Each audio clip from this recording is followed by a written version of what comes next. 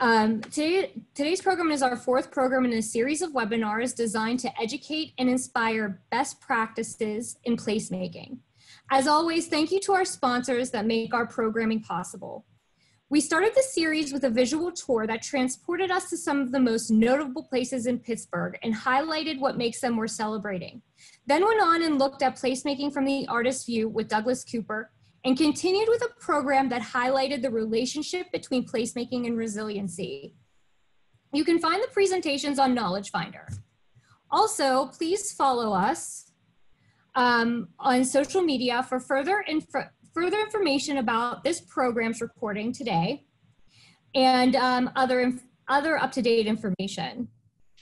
ULI's mission to provide leadership in the responsible use of land and creating and sustaining thriving communities worldwide is even more critical as we respond to recent global events. As a charitable 501c3 nonprofit organization, we rely on our members and supporters to fulfill that mission. We thank you for that support and ask for your continued engagement as we tackle the current challenges we face together. The fourth webinar in the Elements of Placemaking series, New Places and Spaces, A View Outside of Pittsburgh, is in partnership with ULI San Diego and ULI Memphis. Will introduce us to catalytic places and spaces from East and West of the United States. Please make sure you have your mics muted throughout the program to prevent any distractions. Also, we will be engaging in a Q&A after the presentation. We are trying something different for this program. So we ask that you insert your question at any time during the presentation. We will then call on to ask your question on camera during the Q&A. Additionally, our presenters will be staying after 2 p.m. to engage in a hallway chat. Please remain in the Zoom meeting if you would like to join us. So it's my pleasure to introduce our tour guides for today. Howard Blackson of AVRP Skyport's Urban Design Studio, San Diego State University, and he's the chairman of Congress for the New Urbanism California chapter. Susannah Barton, program director, Quality Public Spaces, Memphis Medical District Collaborative. Tommy Pacello, president, Memphis Medical District Collaborative. Peter Quintanilla, urban design studio lead, Michael Baker. And Chris Watts, vice president of mobility for the Pittsburgh Downtown Partnership. I will now hand over the presentation to Howard. We hope. How does that look? Is great. Thank you all for being here. Here we are in our Zoom world, and I really appreciate just real quick, Peter and Jamie and your crew from Pittsburgh, and then allowing us in San Diego, Chris and I, and allowing Memphis to speak. I'm so happy that we're doing this, something new. And I look forward to listening to what's going on in Memphis, because I was blown away by what I saw there last year. For me, I ran a firm called Placemakers. So placemaking has been around for a while for me. But I think one of the real transformational moments was, let me just see if my slide changes. No. Slide changing? Slide is not changing. Why not? Okay, hang on one second. Let me figure this out. Why?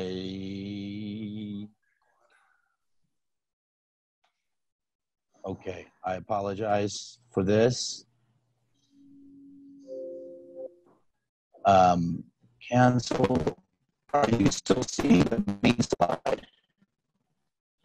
There might be a delay, Howard. All right, I'm sorry. I'm having a moment here with my slides. I can't tell you why. So hang on, just 2 seconds. This is the Zoom world crashing in on me.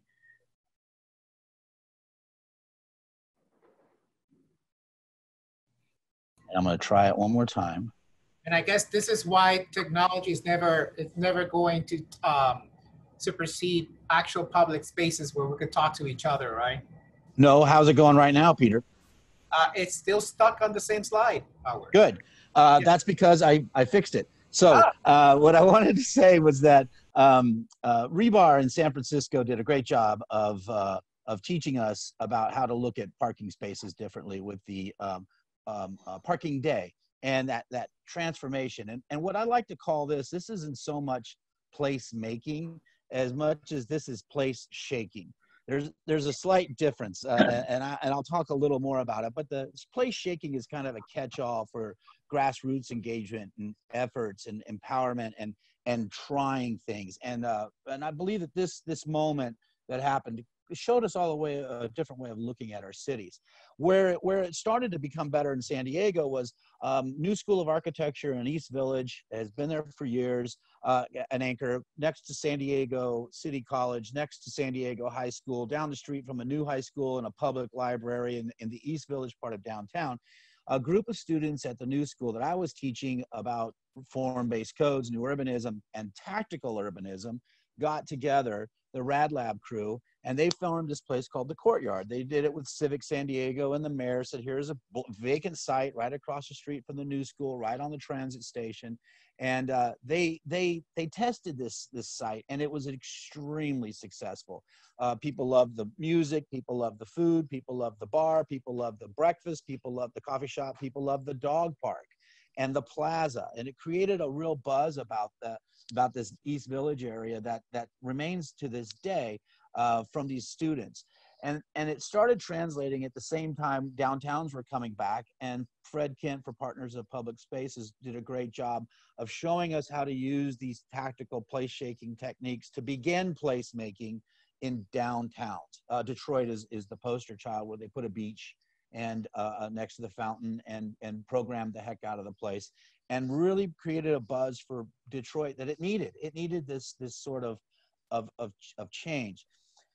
What happened in San Diego, though, across the street from the New School of Architecture and the Courtyard, was a really great group of developers. David Malmuth, who I believe is online, he started to make these connections, and he called it the Idea District. And so this is a grassroots, developer-driven connection of saying, wait a minute, I have schools, I have education, I have young brains, I have people that are coming into the workforce, I have a lot of housing, and now what I need, and I have a lot of office in the area, but what I need to do is create this synergy that keeps the value within the clustered within the singular district. And they really started creating this innovation district. It's a geographical area that brings the med ed idea into tech. It's the TED, tech, education, medical, and they're going on all across the United States. So you got Oklahoma City, Houston, Chattanooga, Charlottesville, even Pittsburgh, Peter, has these innovation districts, these innovation clusters that are making a big difference. And we know that automated vehicles is what's coming out of Pittsburgh's cluster. So this is Riverside I'm working on right now, where we're trying to do this lean urbanism, pink code, borrowing from Detroit to put this cluster with the University of California, Riverside Community College, the city, and coordinate this place that's built upon the ideas of somebody needs to mute themselves. That built upon the ideas of that began with this tactical urbanism idea, this place shaking. Because what's happened with this block is they had to move the Courtyard across the street to another empty lot, because the University of San Diego has come in and they've built a new international studies department in the Courtyard area, and they kept a lot of the Courtyard memories or expectations, the plaza, the mixed use, the retail, the coffee shop, the housing and everything too. This is a new campus, and it's building upon that idea one grassroots wise, that we really don't have the top down yet, but the bottom up is bringing this district and making it to something better that we're now using today to just survive. We're understanding that these parklets and these tactical urbanism interventions are actually going to help us survive. But just like the idea of the parking day leading to the innovation district, I believe that this sort of survival technique is going to lead to a next urbanism. Now I'm a planner, so I'm going to get wonky here, and I apologize. But one of our Peter and I's heroes, Leon Creer, has been an advocate for mixed-use walkable urbanism since the late '60s, early ‑70s. And one of the things he says is that there's a good balance between street, park, and private commerce, and that's about 25 to 35% parks and streets, and the rest is being private development. And so this is the optimum. When you look at San Diego, though, San Diego, when you do the study, we're about 60-40. Our streets are really wide. We have 80-foot right-of-ways. We have really big, wide, fast streets, no alleys, medium-sized blocks. We're not as detailed and textured as Portland with their small blocks and small streets. And we're also not as grotesque as Salt Lake City with its big streets and its big blocks. We're in the middle, but we have too much streetscape, and that could allow us to fill in for this commerce. So what you're seeing with these parklets and these open streets and these street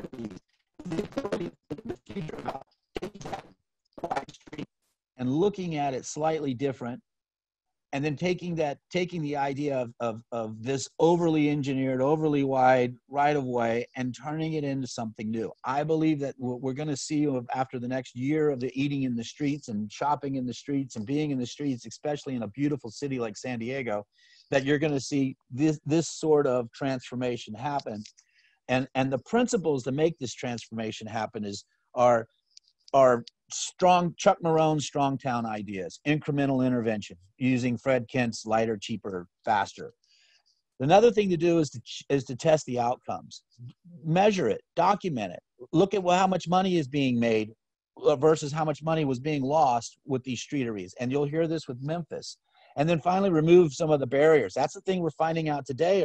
There's a lot of barriers to walkability with like sight triangles and parking requirements and not being able to encroach enough, and making the private storage of a car more important than commerce or livability or surviving. Also, we're doing a lot of streamlining, but with streamlining, you need some standards. So you have to understand the difference between getting things done fast and cheaper and doing them well so they perform. So these financial, regulatory, and walkability issues need to be solved. And I'll just say this, more often than not, political will doesn't just exist, it emerges. And that's what I like about the Idea District. It grows out of a combination of people on the street, influence, persistence, and that means placemaking, which is more of the nuts and bolts on the ground, doesn't just happen in political terms, place shaking.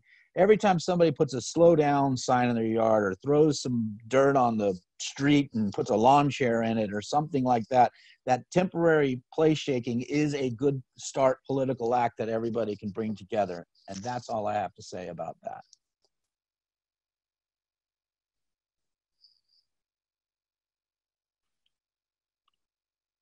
All right. Thanks, Howard.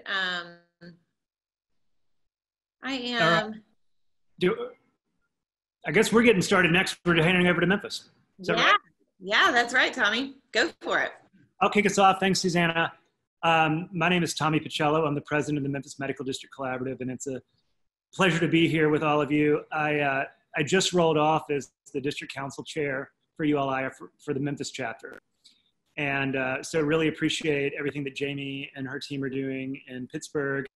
I know that there's a lot of collaboration that happens behind the scenes among the district coordinators, between her and the district coordinator in Memphis and others. And so it's great to be here with everybody. I don't think I've ever told Howard this. When I was a baby planner, I'm an attorney and city planner by training. I used to aspire to work for placemakers. I aspired to work for placemakers. And I was like, man, I used to daydream about how great it would be to work with Howard. And I hope you can tell why, because he's an incredibly inspiring guy and a lot of fun, and has just brilliant ideas about ways he's transforming his city of San Diego, but also how that translates to really like the way we think about cities across the country. So anyway, it's an honor to be here. My job is very quickly tell you a little bit about Memphis and just set the context for what we're seeing in Memphis, and then talk a little bit about MMDC at a high level, and then I'll hand it off to my colleague, Susannah Barton, who is our Director of Quality Public Spaces, to really get into a bit about our strategy around placemaking and the role that placemaking leads to bigger and other investments. Like Howard mentioned, this idea of testing before you invest being a really big part of our work. So quickly, a little bit of context on Memphis. Between 1970 and 2010, the city of Memphis population grew by 4%, but our geographic area grew by 55%. So just think about that, right? Aggressive annexation policies led to out-migration from the core of the city, and we were basically masking the fact that we were an early shrinking city by, you know, annexing everybody back in. And again, for context of where this sits, since Howard mentioned Detroit, Detroit's got about 700,000 people with about 140 square miles. Memphis has about 660,000 people, so 40,000 fewer than Detroit, and about 320 square miles. So literally half the population density of Detroit. And so what we're seeing in Memphis and what we're all really working on here, I think so diligently, is how do we build back in the urban core? There's now this, we're beginning for the first time to see this in-migration back towards the core. And so how do we, you know, we have the lessons that we learned from the out-migration and the mistakes that were made that accelerated that. But how, now that people are coming back in, how do we get that form right? How do we build vibrant, resilient, equitable places that are mixed use, mixed income, you know, all the things that we're all trying to aspire towards now. And our little area that we're working is called the Memphis Medical District, and it's essentially just to the east of downtown. So if you look on this map here, it kind of shows you where the different campuses are and what some of the institutions are that make up the medical district. But essentially what the play is here is that it's an anchor strategy. So you have these major anchor institutions that are sitting in the core of the district, and there used to be 30,000 people that lived in this district, and now there's 10,000. And so the question became like, you know, the institutions bought up all the land and turned them into parking lots, and now we're building back on those parking lots with mixed use, mixed income development. And so MMDC has been sort of the table at which the anchor institutions come, and we leverage their assets to see this redevelopment happen, their people, their dollars, their real estate, to see this work happen. And so our mission at MMDC is to play that coordinator role, to play that accelerator role in a lot of cases. And our role is to strengthen the communities between and around the major anchor institutions so they're more livable, vibrant, and safe. And so our organization does that in a wide variety of ways, right? So again, leveraging the purchasing power of the institutions, shifting that to minority and women-owned businesses, leveraging the employees, getting more employees to live closer to the work through incentive programs, the hiring, working with the institutions to hire from the residents from the neighborhood, et cetera, but also working on increasing housing supply with mixed use development deals, strengthening commercial corridors through small business starts, and working on both the tenant side and the tenant side, but also on the supply side of real estate. Improving public life, which is really the area that Susannah leads and we'll dig into later, and then enhancing the safety and security of the district, which is very critical, both from, because there's a perception that this district is not safe, and because of the blight and the service parking lots and things of that nature. So a lot of it is shifting that perception around those issues. And so, Susannah, if you can shift to the next slide, it's a little bit about this cluster. One of the things that makes this district unique is because it does have a little bit of density. You know, about 20,000 total employees, about 8,000 number of students. And then the purchasing of those institutions, about $1 billion a year in non-medical spend. So we count non-medical spend. Some of the medical issues they're going to spend, you know, you can only get something in Wisconsin, some medical device or something. But the non-medical spend are things that can be locally sourced. And so we've made a big effort to shift that spend towards the local economy. And the last thing I'm just going to say is, why do the institutions care about placemaking? Right? Like, they're focused, and I think that you know, they find themselves in an environment where they're recruiting internationally for the best and the brightest. St. Jude Children's Research Hospital is an internationally known organization that is you know, competing with you know, institutions in Pittsburgh, for example, for top talent. And so how can we make this environment livable vibrant and safe. And so they want to see the environment around their campuses, between their campuses, and improving the connectivity between their campuses enhanced to both help with recruiting, to help with retention of employees. You know, we know how this works, right? When you have lovable, vibrant places, people tend to stick around them more often. And I think that's a really critical part for the institutions. And so they've invested heavily in our organization to see that work happen. So Susannah's going to talk a little bit about that from the placemaking side. I'll turn it over to her. Thank you. All right, thanks, Tommy. So I'm going to orient us a little bit here in the district. We're going to start in one of our public spaces. And before that, so to Tommy's point, I'm going to talk about the how, tying back to our mission, how we make the medical district more livable and vibrant. And specifically, I'm going to talk about our programming efforts and our public spaces. And so I'll highlight a few public spaces that we've transformed over the last several years. And then I'll also talk about some that we are in the iterative process of improving those spaces for public use. So right now, we are in Health Sciences Park, which is really located in the heart of the medical district. And like many urban parks, Health Sciences Park suffered from years of neglect and inadequate funding, coupled with the fact that it's the site of where a Confederate statue was formerly located. So despite all that, Health Sciences Park is actually, because of its location nested in the core of the medical district, is really regularly used by employees and students in the medical district. Everything from walking through the park, using it to get their steps in during the day, and even just taking a break from their busy schedules to get outside, which we can all understand now. So using our iterative approach in Health Sciences Park, we've worked to just make some improvements geared at really increasing the functionality and usability for folks coming to the park. So some very basic things like giving folks a place to sit. And since we've started doing some work in this space, we've seen an increase in the number of folks coming to Health Sciences Park, as well as those that are there staying longer. So in particular, one of the things that we've done is that our programming and activation is really focused on giving people opportunities to enjoy Health Sciences Park in ways other than just that stop in between classes or stop while you're on a break. This picture is a friend and colleague, David Quarles. He's a local certified Zumba instructor. We started working with David in 2019 to have him come and do some free Zumba classes free to the public under the pavilion in the park. So we did these sort of that early evening after work hours time frame, and also some on the weekends. They were hugely popular and really well attended. So popular that in COVID world, we actually took them virtual, which was a big hit as well.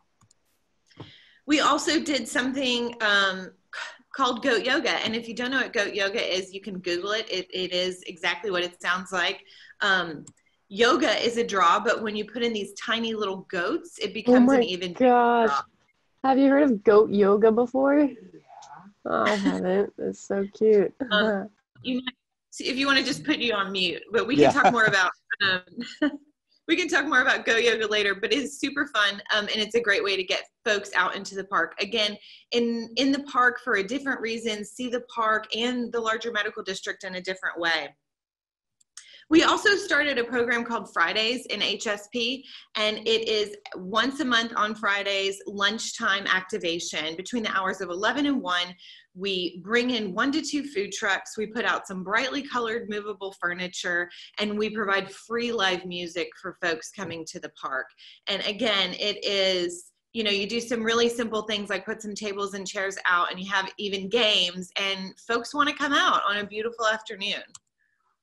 So you'll also see in our work that in pretty much everything that we do, we try to involve art as a component in our work.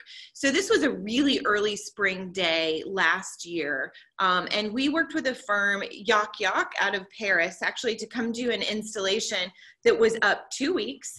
and it was called Dry Rain. And this is what, I like to call, usable, touchable art. And it was really fun. And it was just another great way to draw folks into Health Sciences Park, give them something to do while they're there, and gives them something fun to interact with.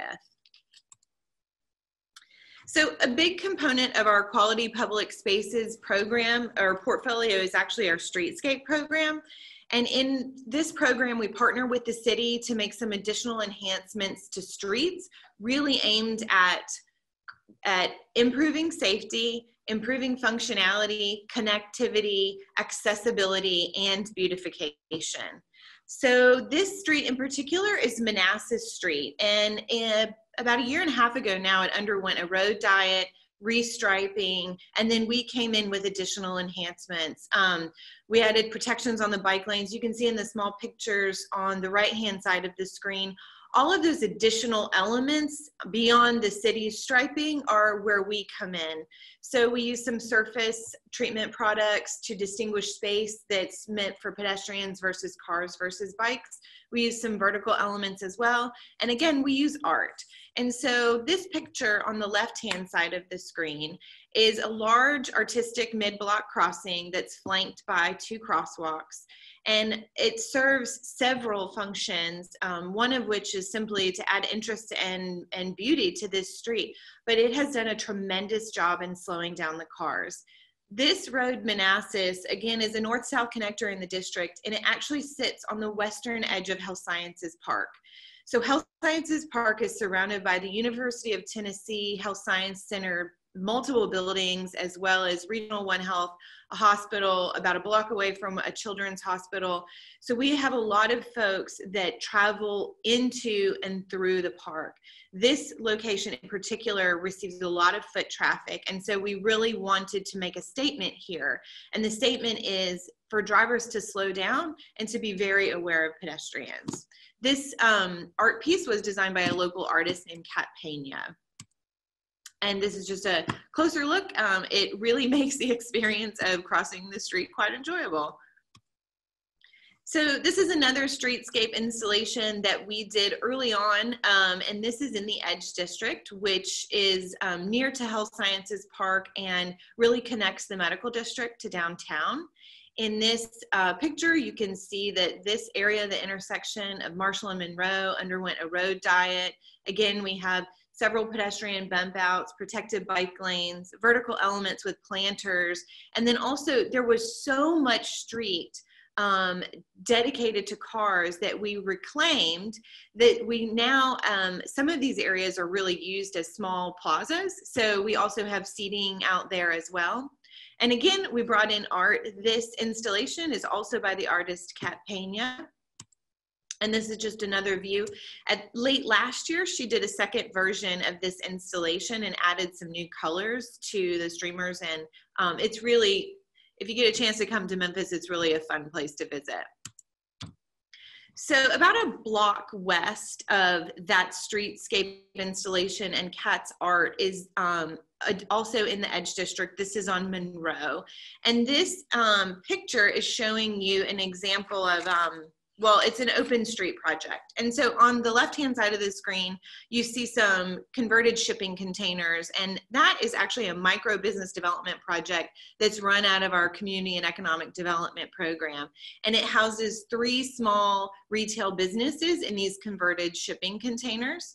And this picture is showing an open streets event where we closed down the street to traffic and opened it up for celebration. And it was a really great way to have folks experience the Edge without the interruption of cars. And we have these new micro retail businesses on the left-hand side of the street, and on the right-hand side of the street, we have existing businesses as well.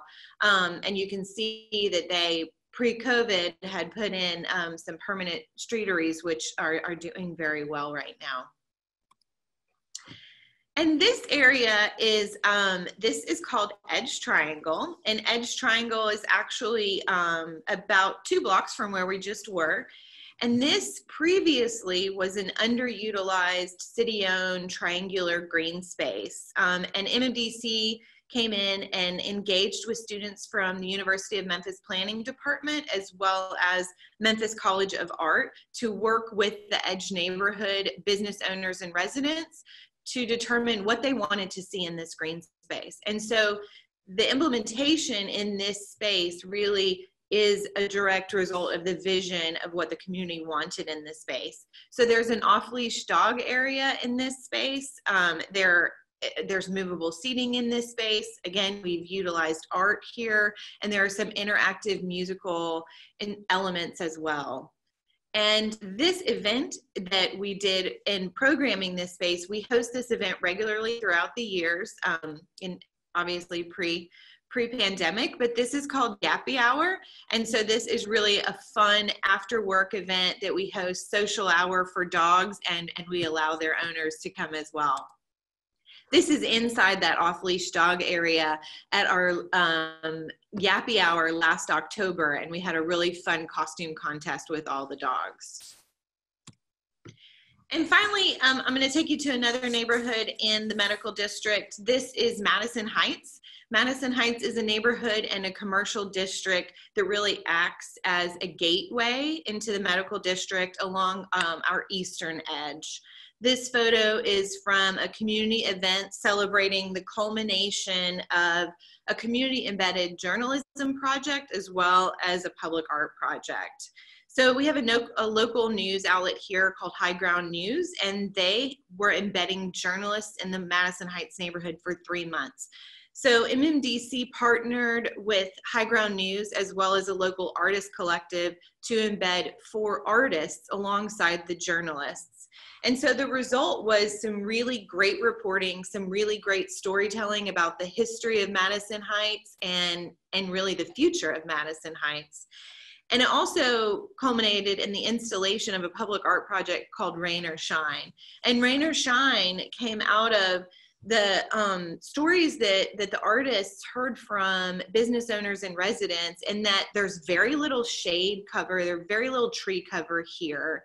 And so we are in Memphis, and we have a lot of sun, and it gets very hot. And then we also, we have a good amount of rain. And so folks needed access to umbrellas. They needed access to shade and cover from the elements. And so the artists put a series of umbrella stands and umbrellas located in key locations throughout the neighborhood and the core, this business district, for folks to use. Take one, use it however long you need it, and put it back for the next person. So this event in particular, we actually hosted, for the celebration of the end of the project, we hosted a second line, and we took folks led by a brass band. We took folks walking on the sidewalks and the streets to see Madison Heights through a different lens and experience this really exciting and unique neighborhood and business district.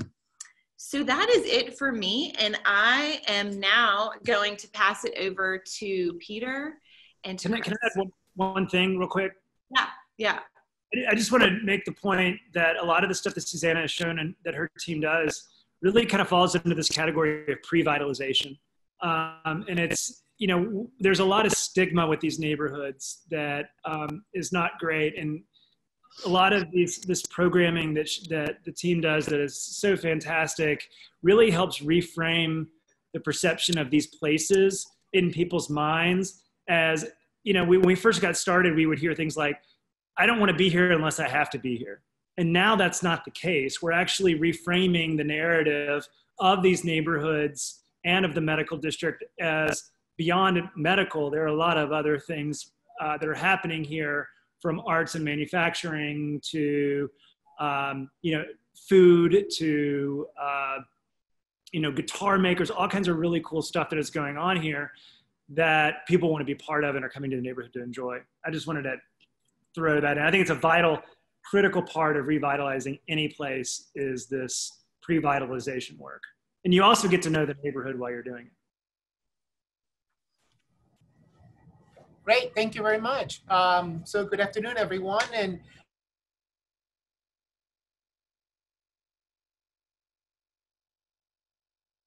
Chris.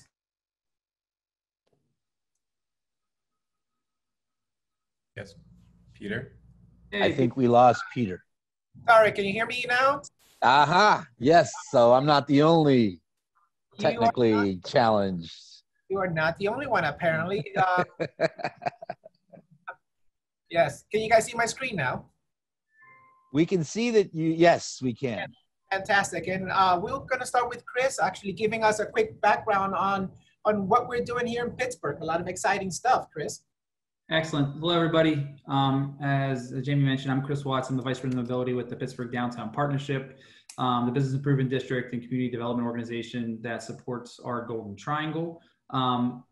Peter has been involved with a lot of the projects that we're working on, but we wanted to share with the group something that's more kind of pertinent to the unique times that we're in and in reaction and to the pandemic situation that's happening, particularly impacting our CBD. So Peter, you want to go to the next slide here?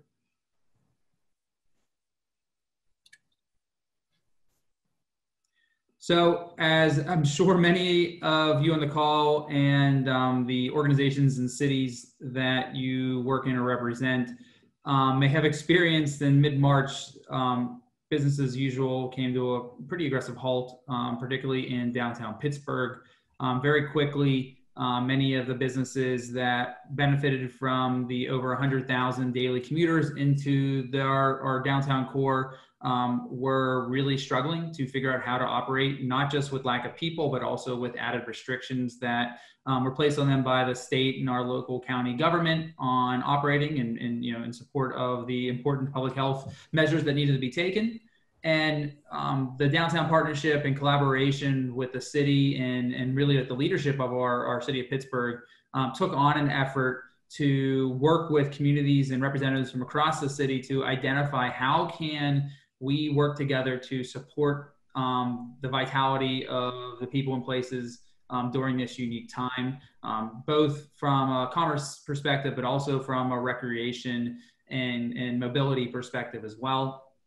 Over about a month, a set of working groups convened together and identified some key strategies on what the city would need to do to accommodate some of the things that unfortunately the city didn't have policies for or permits for or even thought through how to do things at scale very quickly. A lot of the tactical things that were shared on this webinar that many of you have been familiar with, some of that, most of it's done by case-by-case basis. But if the city's gonna have to scale a lot of this stuff in various neighborhoods and different conditions with different partners, how can they accommodate that effectively?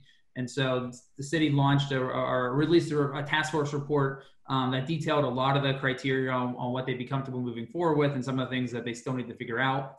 Us at the PDP took that guidance from the city and looked at our downtown core to determine what places would benefit from some change to the public realm and what that change looks like. So of course we looked at public transit. About half the people coming into our downtown take public transit, even though that commuting into the downtown was at about 20% than normal. That was pretty immediately after the pandemic hit and has been quite steady over the past 5 months or so, that we're about 20% of our daily traffic. But public transit, people that rely on it still, many of those people connect through the core and someone can mute the screen, that would be great.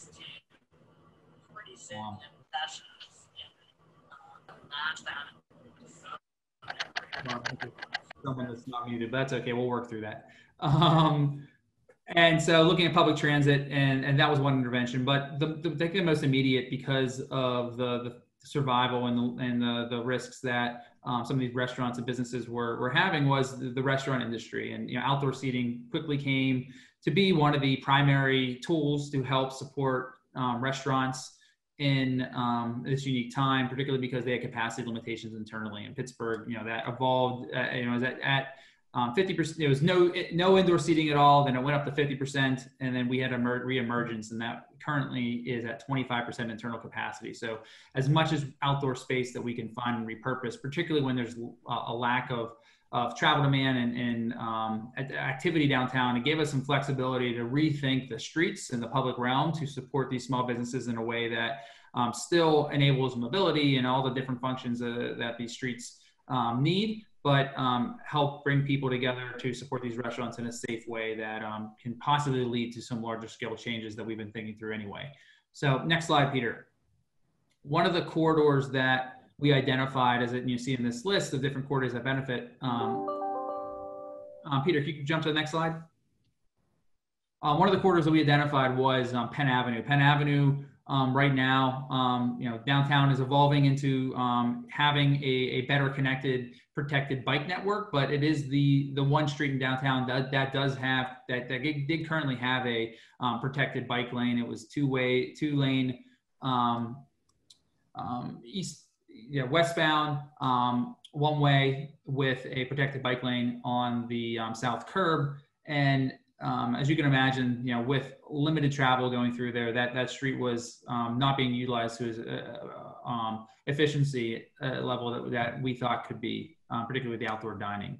So what the PDP did and why we brought in Peter and his team and Michael Baker and some others to kind of think through how we can reconfigure this street with trying to take into consideration as many needs and usage and priorities along this corridor. Of course, outdoor dining isn't the only use along this street. And so there's residential, there's a hotel, there's a FedEx facility. There are schools that right now aren't receiving children or having children, but in the future they may need space for that. There's childcare centers. And so, and the Social Security office that still gets significant traffic. And so trying to accommodate all these various activities in a corridor that has about 10 restaurants that in a normal week or normal time are usually completely packed for lunch and dinner and after hours.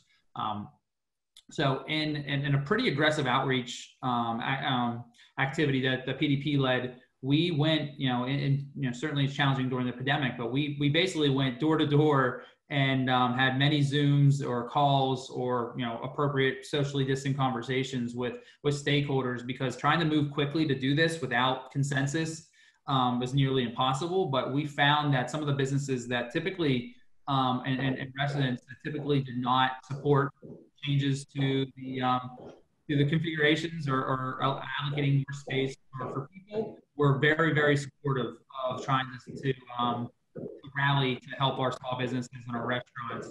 And I think that really helps to galvanize the attention and trust that the PDP wants to collaborate with them and he wants to collaborate with them to get a solution that can work. And so what Peter's going to get into a little bit is kind of the before and after, but as you can imagine, there isn't a best practice standard for what type of barriers that can be done between bike lanes and outdoor dining, between bike lanes, outdoor dining, and active travel areas, and barriers, water barricades, things like that. Typically are expensive. You can rent them, but they're hard to come by, particularly if you're renting them for 5-6 months or even more. And there's all those budget challenges we had to work through at the PDP. We were fortunate, and the city of Pittsburgh was fortunate, in the region here in the Pittsburgh area, that many of our foundations acknowledge that this is a significant issue and that there's limited budget to support this effort. And so the Pittsburgh Downtown Partnership received a significant grant from one of our leading foundations, R.K. Mellon Foundation, here to figure out how to reconfigure this area. It was a $250,000 grant to support this type of work, not just for this quarter, but throughout the downtown core. And some of that also went to support our Oakland neighborhood, where that services our primary universities. And so we received a significant grant to get some flexibility to do this. And one of our major financial institutions, PNC, also came forth with a $75,000 donation to help beautify the area as well. And so, resources weren't the limiting factor to do this. It was more figuring out materials and things that could be, protect the people, but also, be temporary, because, when we were pursuing this and designing this in April and May, we were anticipating that, sometime in the summer or late fall that we might, repurpose this back to original conditions. But as you can imagine, now we are really thinking through what winterization looks like. Is repurposing this back to original conditions the right thing to do, knowing that likely in the spring we'll have similar restrictions on internal dining? And so all that stuff's on the table now. But I think it's a good example of working collaboratively with the community and stakeholders, and trying to figure out solutions that may not be perfect, but work for the conditions and can iterate throughout the process. And so Peter is going to share a little bit about kind of what we did and how it came about from a design and infrastructure perspective. Yeah, great. So I'm going to just walk you guys through a couple of things here. And you know how we're going back to your comment about the blocks. Pittsburgh has a pretty good amount of small blocks, also pretty good sized streets. And in most cases, what you see is that, like Chris was saying, in this street, we already had some pretty good bike lanes and two lanes traveling westward.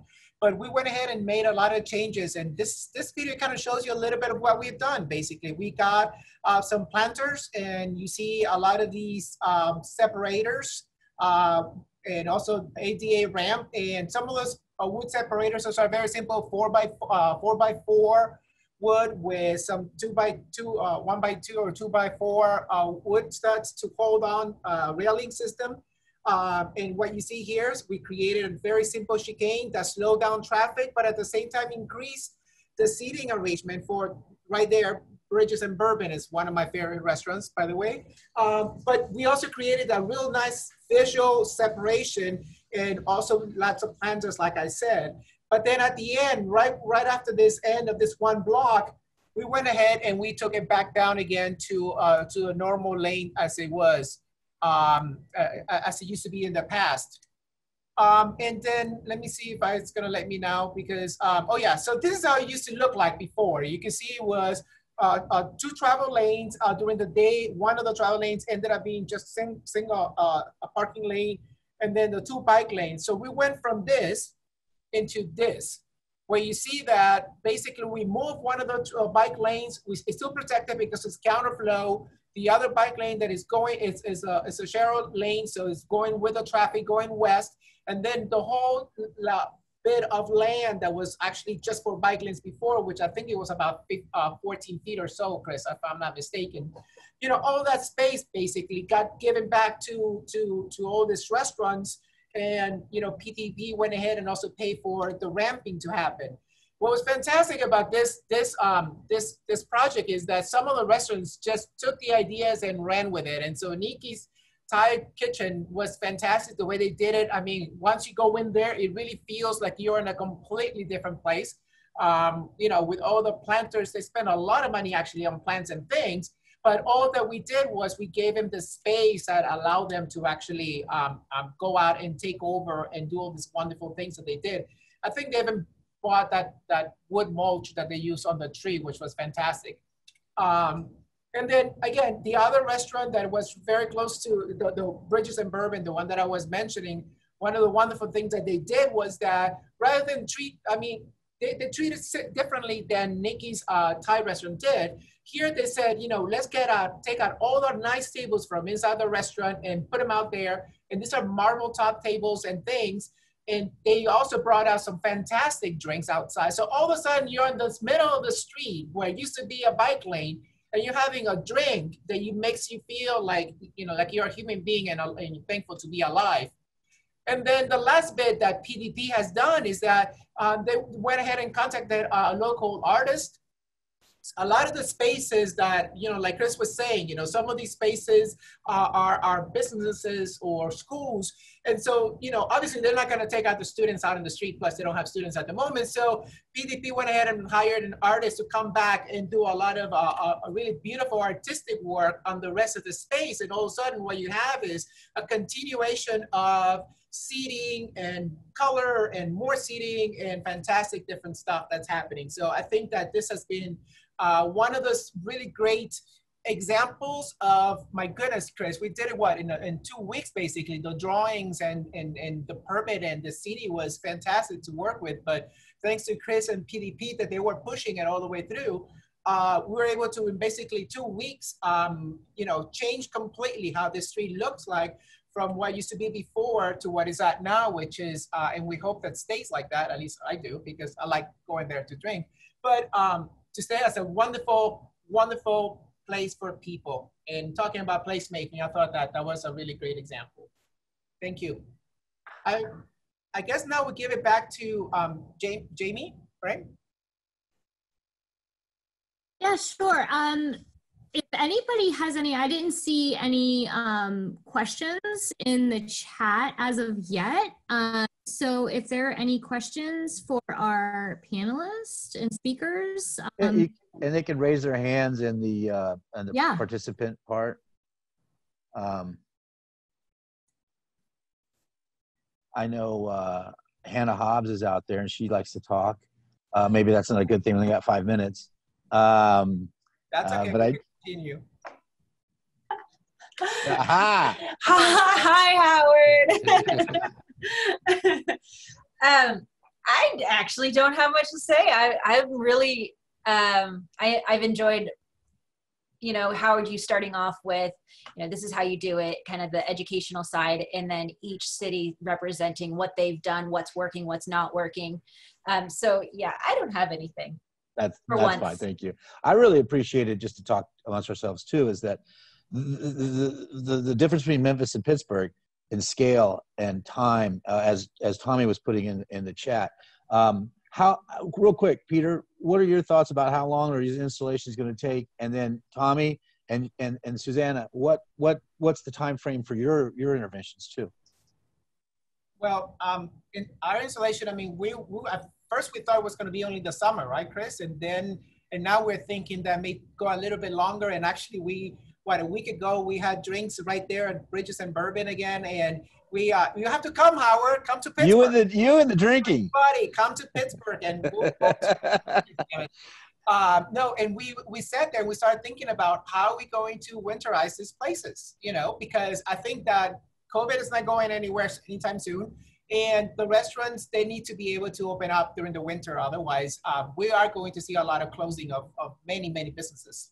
Yeah, that just a quick thing to add on that. Like when we did this quickly, we got it done. We were all incredibly excited. It was early July. We were ready to go, and then another bout of cases came to Pittsburgh. So when we got some additional restrictions on the restaurants, and so we didn't activate. This place wasn't activated to its fullest capacity even yet. You know, many of the restaurants still were reluctant to open up and staff up and to buy inventory, and so it's probably only been about 30% of its potential, and so. In the next week, like 7 more restaurants are coming more online, and hopefully that will get some more momentum to continue this to last. But as Peter mentioned, the investments of the infrastructure, now we don't know how long some of these wood 6x6s and things are going to hold up if during the winter, and it's kind of trial and error, and we're getting feedback on a lot of things. So it wasn't that significant of an investment, frankly. We're not even close to where the budget was. So hopefully if we need to revise it for longer term, we can do that. Yeah, I would just say, Chris and Peter, I love that project. I think that's a really, really well done sort of tactical level intervention. You see the spectrum emerging from like the super quick tactical, let's like get in overnight with some traffic paint and make something awesome happen in a place. And it's maybe gonna last a few weeks and really intended to have that sort of duration.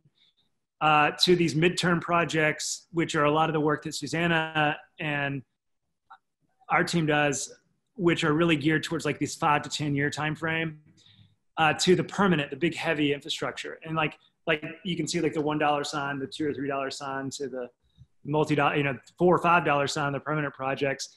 I think a couple of things that I think are really interesting about that is like, one, a lot of our projects started with the overnight, quick, temporary, tactical. That the Streetscape project that Susannah showed that had the big streamers across the top of it with the big red epoxy gravel layover. That's an example of one of those midterm projects where, that's a $250,000 investment in that space that's intended to last 5 to 10 years. If it was a permanent fix where we were moving curb lines and changing drainage and doing all that, that would be millions of dollars for that.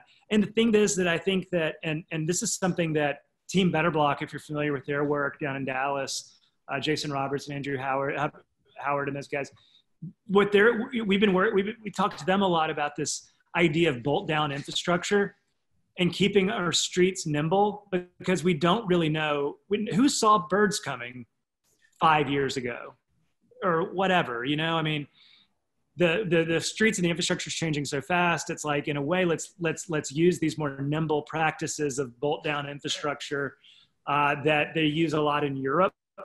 I mean, they'll build pedestrian islands out of plastic things they bolt down, right?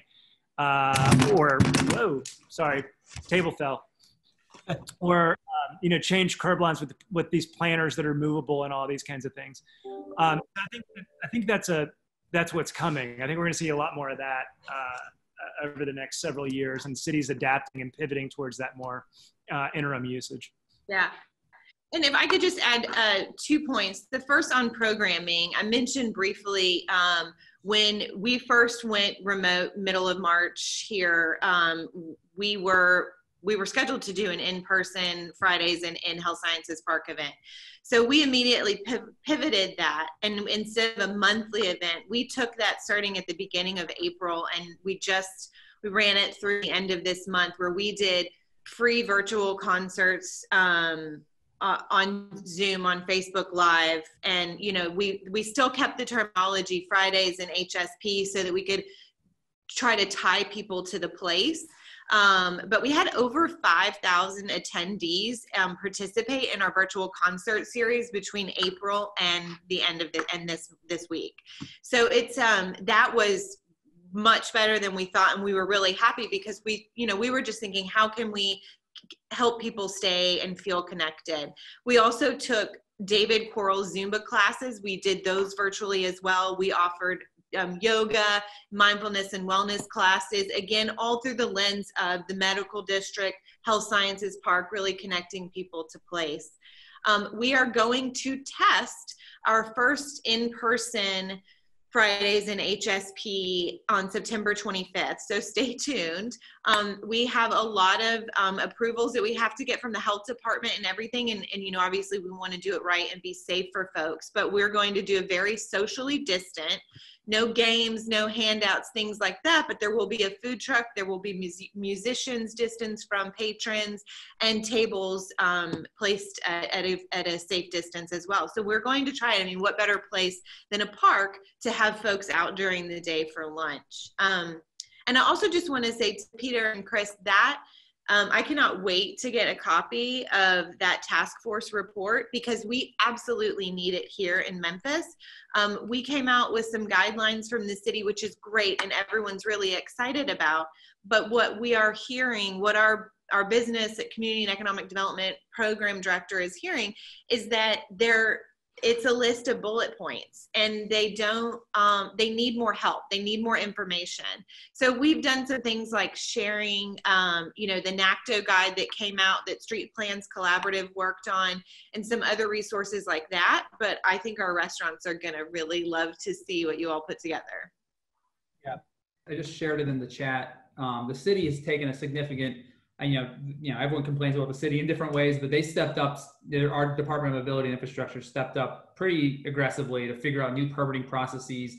Some of this stuff's approved by different departments, and our emergency vehicles and fire has significant sway on what happens in the public right away, and typically doesn't love this type of work. And there had to be some political will to get some of this tactical things done in the short term. And that's all outlined in this report, and I think is helpful to kind of understand the various parameters. But it really takes the champion of the city to enable this stuff to happen and to figure it out, because it is iterative and it's not perfect. And so. Right. Thank you. And going back to one thing that Tommy just mentioned about European places and going back to placemaking, right?